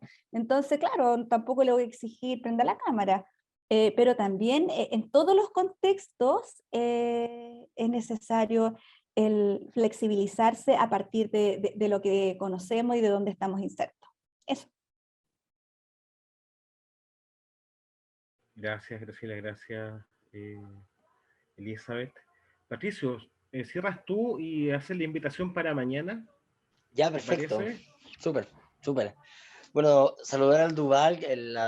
Tuve la posibilidad de que Duval me acompañara como ayudante en el curso, entonces súper bien poder escucharlo y poder escuchar todas esas reflexiones también, conceptos como los aplica, ¿no? Y que las herramientas que pudimos tener, que pudimos implementar durante el curso hayan sido aplicadas en un contexto inesperado como este, ¿cierto? Entonces, a Michelle no tenía la posibilidad de conocerla y me da muchísimo gusto el poder escucharla. ¿Sí?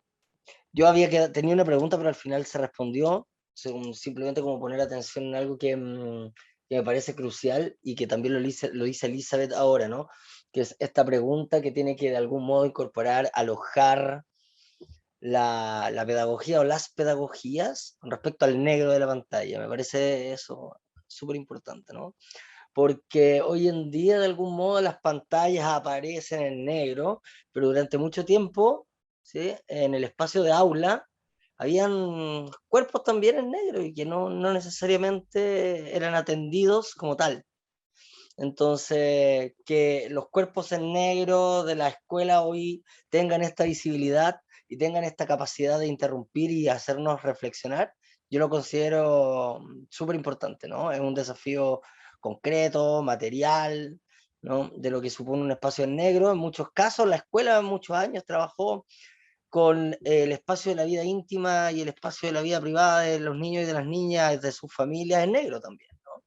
Pero, bien, entra a clase, aprende lo que te enseñamos acá y bueno, ahora retírate. Ándate con estos conocimientos que son los que verdaderamente te van a servir, ¿no? Entonces, parece que el negro de las pantallas nos devuelve la memoria de la pedagogía y sus distintas encrucijadas. Entonces, en ese sentido, yo como les tenía una pregunta que al final era como, estamos con otros profesores en un seminario en Flaxo, como haciendo esto, también escucha sobre las distintas encrucijadas de la pandemia, y algo que me generaba mucha curiosidad era cómo van cambiando los indicadores con respecto a la presencia y la ausencia, ¿no? Como que tenemos la idea de que el indicador de presencial es necesariamente bueno o es un indicador de aprendizaje, cuando no necesariamente es así, ¿no? Si una persona puede ir a todas las clases y no necesariamente aprender, ¿no? A diferencia de otras y otros, ¿no? Que posiblemente se conectan, se interrumpen, salen del colegio, ¿no? Vuelven después a estudiar 2 años después, ¿no? Entonces como que hay, y que también vuelven a mantener su trayectoria académica o educativa. Entonces creo que esa es una reflexión muy interesante que en este caso también lo decía Graciela, ¿no? Como que nos ponemos a pensar en la fragilidad educativa, que ya venía siendo un tema importante, ¿no? Estos chiquillos o chiquillas que frente a situaciones de mucho agobio deciden interrumpir sus trayectorias educativas, se van, ¿cierto? Después posteriormente posiblemente vayan a volver, no sabemos, pero ¿por qué? ¿Cuáles son las preguntas del por qué se van? ¿Cuáles son las preguntas del por qué regresan? Estos cuerpos vidas de chiquillas y chiquillos que en muchos casos se fueron de nuestras clases cuando estábamos trabajando, y que después volvieron y no estábamos nosotros, no sabemos dónde están ahora, ¿no? Entonces, bueno, saber trabajar de manera como afirmativa con la interrupción escolar me parece crucial y creo que fue súper importante. Saber, ojalá que ustedes puedan también haber dejado registro de estos, como de estas experimentaciones, como dijeron. No sé, como si tenían un cuaderno o si sistematizaron de algún modo las herramientas con las que pudieron sortear ciertos obstáculos. Eso me parece sumamente importante porque el desafío de la escuela que está viniendo, porque es una escuela que está como pareciera ser viniendo, es una escuela híbrida, una escuela que empieza a trabajar de manera afirmativa con la interrupción escolar, que ya no considera que la fragilidad educativa necesariamente es mala, sino que también tiene preguntas y desafíos. O sea, esa escuela que está viniendo va a necesitar de estos registros, porque los procedimientos que actualmente tienen las escuelas para poder dejar registro de los procesos, en muchos casos no alcanzan a registrar los aprendizajes de las y los chiquillos que están pasando por el momento pandémico, así ustedes también. Entonces, bueno, eso como felicitarles, y con Luciano ya estamos tratando de pensar para el próximo año, ¿cierto? Empezar a trabajar con esto, ¿no? Con bueno, filosofías no habituales, como decía él, las filosofías no áulicas, ¿sí? O las pedagogías no áulicas, y al mismo tiempo empezar a tantear cuáles son las escuelas que se están viniendo post pandemia, ¿no? Creo que eso es sumamente importante. También hay como para finalizar, algo que dejo anotado también, ¿no? Que no, me hubiera gustado preguntarlo, pero quizás después podemos conversarlo en las siguientes sesiones, que tiene que ver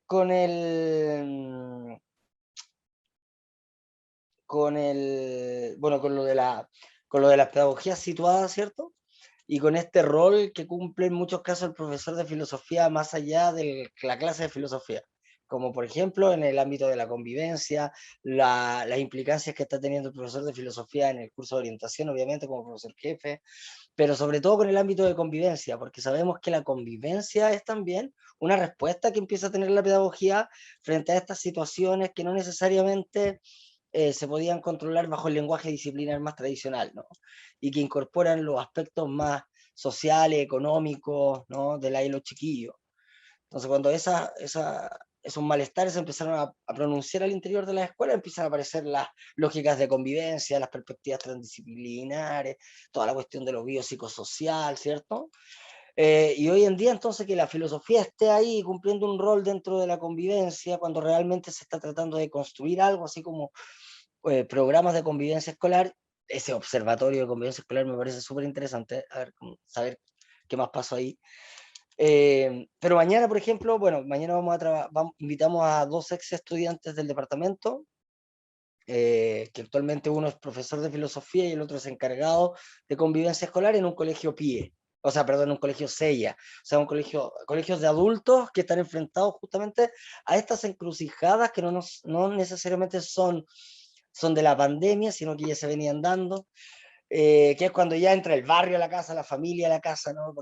Muchos casos de, bueno, adultos que conviven en el espacio público con jóvenes, ¿no? O, por ejemplo, otros desafíos, ¿no? Como los problemas de la casa que tiene un joven con los problemas de la casa de un adulto al interior de una sala de clase, son otras cosas, digamos, son desafíos también para la convivencia. Bueno, entonces, como para que mañana continuemos con eso, las invito a participar y a mantener con estas preguntas. Yo personalmente me quedo como con ese gran desafío que siento que vamos a incorporar con Luciano de aquí en adelante. ¿Bien? Muchas gracias. Muchas gracias. Entonces queda extendida la invitación. Mañana estamos con el equipo justamente que está Patricio, con además Marco Parada, que también un académico, profesor egresado del departamento, que trabaja en la agencia de calidad hoy por hoy, haciendo acompañamiento a colegios, y con 2 colegas profesoras que trabajan en el MIDOC, en el área de evaluación, trabajan en la elaboración de pruebas para profesores de filosofía. También trayectorias diversas también, un modo de ejercer la profesión esta que amamos tanto, que es ser formador y formadora en la enseñanza de la filosofía. Así que eso, muchas gracias a todos quienes se conectaron, todos y todas. Les dejo un abrazo gigante y nos vemos mañana. Muchas gracias, que estén muy bien. Chao.